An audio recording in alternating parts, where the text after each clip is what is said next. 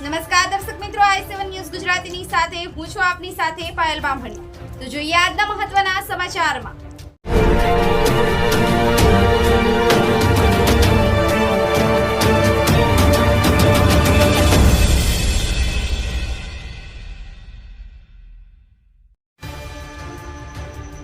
જનની હોસ્પિટલ દાહોદના ડોક્ટર શ્રી કે.આર. ડામોર સાહેબ એમડી ગાયનેક સ્ત્રી રોગના નિષ્ણાત જેઓ દ્વારા યુનો દ્વારા ઘોષિત કરવામાં આવેલ 9મી ઓગસ્ટ 2024 વિશ્વ આદિવાસી દિવસ તરીકે ઉજવવામાં આવે છે।